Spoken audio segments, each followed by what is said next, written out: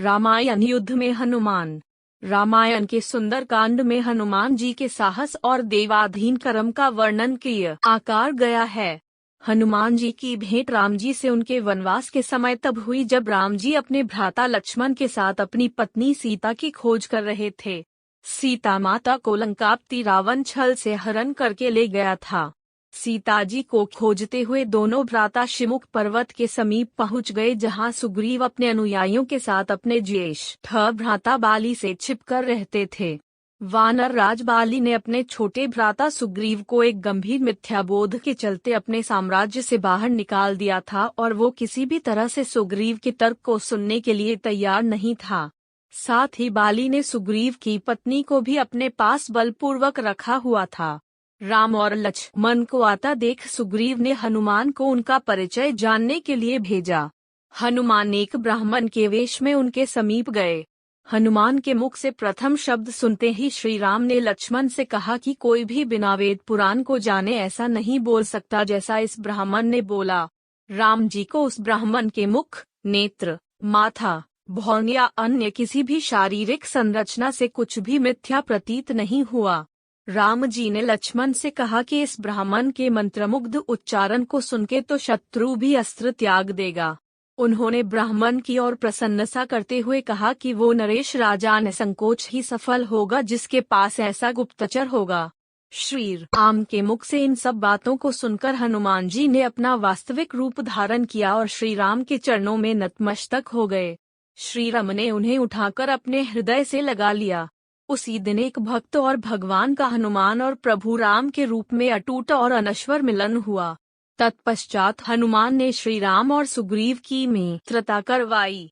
इसके पश्चात ही श्री राम ने बाली को मारकर सुग्रीव को उनका सम्मान और गौरव वापस दिलाया और लंका युद्ध में सुग्रीव ने अपनी वानर सेना के साथ श्री राम का सहयोग दिया।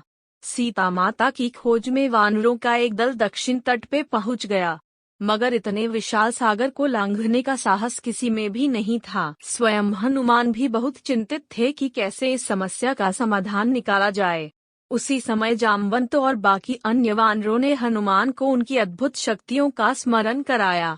अपनी शक्तियों का स्मरण होते ही हनुमान ने अपना रूप विस्तार किया और पवन वेग से सागर को उड़ के पार करने लगे।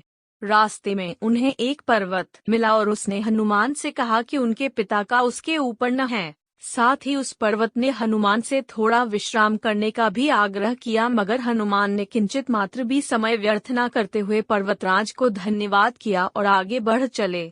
आगे चलकर उन्हें एक राक्षसी मिली जिसने कि उन्हें अपने मुख में घुसने की चुनौती दी। परिणाम स्वरूप हनुमान ने उस राक्षसी की चुनौती को स्वीकार किया और बड़ी ही चतुराई से अति लघु रूप धारण करके राक्षसी के मुख में प्रवेश करके बाहर आ गए। अंत में उस राक्षसी ने संकोच पूर्वक ये स्वीकार किया कि वो उनकी बुद्धिमत्ता की परीक्षा ले रही थी।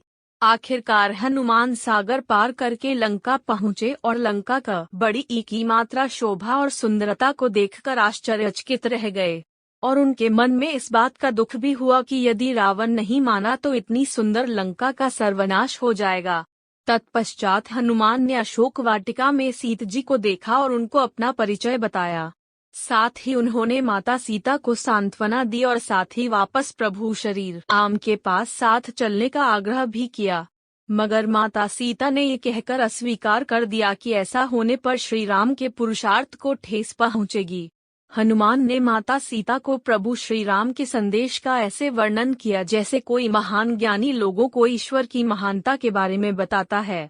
माता सीता से मिलने के पश्चात हनुमान प्रतिशोध लेने के लिए लंका को तहस नहस करने लगे। उनको बंदी बनाने के लिए रावण पुत्र मेघनाद इंद्रजीत ने ब्रह्मास्त्र का प्रयोग किया। ब्रह्मा जी का सम्मान करते हुए हनुमान ने स्वयं को ब्रह्मास्त्र के बंधन में बंधने दिया। साथ ही उन्होंने विचार किया कि इस अवसर का लाभ उठाकर वो लंका का एक ही मात्रा विख्यात रावण से मिल भी लेंगे और उसकी शक्ति का अनुमान भी लगा लेंगे। इन्हीं सब बातों को सोचकर हनुमान ने स्वयं को रावण के समक्ष बंदी बनकर उपस्थित होने दिया। जब उन्हें रावण के समक्ष लाया गया तो उन्होंने रावण को प्रभु श्री राम का चेतावनी भरा संदेश सुनाया और साथ ही ये भी कहा कि यदि रावण माता सीता को आदर पूर्वक प्रभु श्री राम को लौटा देगा तो प्रभु उसे क्षमा कर देंगे। क्रोध में आकर रावण ने हनुमान को मृत्युदंड देने का आदेश दिया, मगर रावण के छोटे भाई विभीषण ने ये कहकर बीच बचाव किया कि एक दूत को मारना आचार संहिता के विपरीत है। ये सुनकर रावण ने हनुमान की पूंछ में आग लगाने का आदेश दिया। जब रावण के सैनिक हनुमान की पूंछ में कपड़ा लपेट रहे थे, तब हनुमान ने अपनी पूंछ को खूब लंबा कर लिया और सैनिकों को कुछ समय तक परेशान करने के पश्चात पूंछ में आग लगाने का अवसर दे दिया। पूंछ में आग लगते ही हनुमान ने बंधन मुक्त होकर लंका को जलाना शुरू कर दिया और अंत में पूंछ में लगी आग को समुद्र में बुझाकर वापस प्रभु श्री राम के पास आ गए। लंका युद्ध में जब लक्ष्मण मूर्छित हो गए थे, तब हनुमान जी को ही द्रोणागिरी पर्वत पर से संजीवनी बूटी लाने भेजा गया, मगर वो बूटी को भली भांति पहचान नहीं पाए और पुनः अपनी पराक्रम का परिचय देते हुए वो पूरा द्रोणागिरी पर्वत ही रणभूमि में उठा लाए और परिणाम स्वरूप लक्ष्मण के प्राण की रक्षा की। भावुक होकर श्री राम ने हनुमान को हृदय से लगा लिया और बोले कि हनुमान, तुम मुझे भ्राता भरत की भांति ही प्रिय हो। हनुमान का पंचमुखी अवतार भी रामायण युद्ध की ही एक घटना है। अहिरावण, जो कि काले जादू का ज्ञाता था, उसने राम और लक्ष्मण का सोते समय हरण कर लिया और उन्हें विमोहित करके पाताल लोक में ले गया। उनकी खोज में हनुमान भी पाताल लोक पहुंच गए। पाताल लोक के मुख्य द्वार एक युवा प्राणी मकरध्वज पहरा देता था, जिसका आधा शरीर मछली का और आधा शरीर वानर का था। मकरध्वज के जन्म की कथा भी बहुत रोचक है। यद्यपि हनुमान ब्रह्मचारी थे, मगर मकरध्वज उनका ही पुत्र था। लंका दहन के पश्चात जब हनुमान पूंछ में लगी आग को बुझाने समुद्र में गए, तो उनके पसीने की बूंद समुद्र में गिर गई। उस बूंद को एक मछली ने पी लिया और वो गर्भवती हो गई। इस बात का पता तब चला जब उस मछली को अहिरावण की रसोई में लाया गया। मछली के पेट में से जीवित बचे उस विचित्र प्राणी को निकाला गया। अहिरावण ने उसे पालकर बड़ा किया और उसे पातालपुरी के द्वार का रक्षक बना दिया।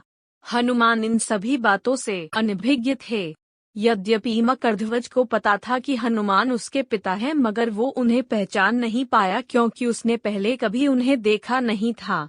जब हनुमान ने अपना परिचय दिया तो वो जान गया कि ये मेरे पिता हैं, मगर फिर भी उसने हनुमान के साथ युद्ध करने का निश्चय किया, क्योंकि पातालपुरी के द्वार की रक्षा करना उसका प्रथम कर्तव्य था।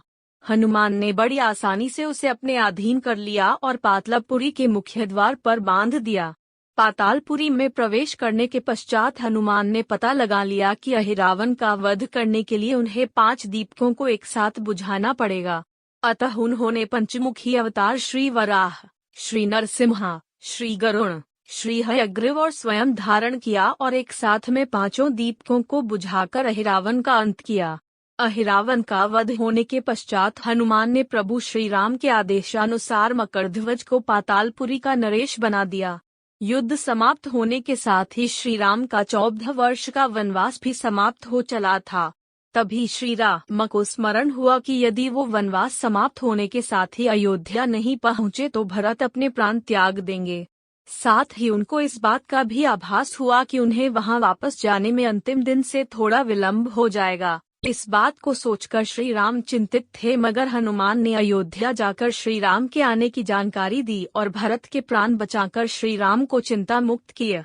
अयोध्या में राज्याभिषेक होने के बाद प्रभु श्री राम ने उन सभी को सम्मानित करने का निर्णय लिया जिन्होंने लंका युद्ध में रावण को पराजित करने में उनकी सहायता की थी। उनकी सभा में एक भव्य समारोह का आयोजन किया गया, जिसमें पूरी वानर सेना को उपहार देकर सम्मानित किया गया। हनुमान को भी उपहार लेने के लिए बुलाया गया। हनुमान मंच पर गए, मगर उन्हें उपहार की कोई जिज्ञासा नहीं थी। हनुमान को ऊपर आता देखकर भावना से अभिप्लुत श्री राम ने उन्हें गले लगा लिया और कहा कि हनुमान ने अपनी निश्चल सेवा और पराक्रम से जो योगदान दिया है, उसके बदले में ऐसा कोई उपहार नहीं है जो उनको दिया जा सके। मगर अनुराग स्वरूप माता सीता ने अपना एक मोतियों का हार उन्हें भेंट किया। उपहार लेने के उपरांत हनुमान माला के एक एक मोती को तोड़कर देखने लगे। ये देखकर सभा में उपस्थित सदस्यों ने उनसे इसका कारण पूछा, तो हनुमान ने कहा कि वो ये देख रहे हैं मोतियों के अंदर उनके प्रभु श्री राम और माता सीता हैं कि नहीं, क्योंकि यदि वो इनमें नहीं है तो इस हार का उनके लिए कोई मूल्य नहीं है। ये सुनकर कुछ लोगों ने कहा कि हनुमान के मन में प्रभु श्री राम और माता सीता के लिए उतना प्रेम नहीं है जितना कि उन्हें लगता है। इतना सुनते ही हनुमान ने अपनी छाती चीर के लोगों को दिखाई और सभी ये देखकर स्तब्ध रह गए कि वह वास्तव में उनके हृदय में प्रभु श्री राम और माता सीता की छवि विद्यमान थी।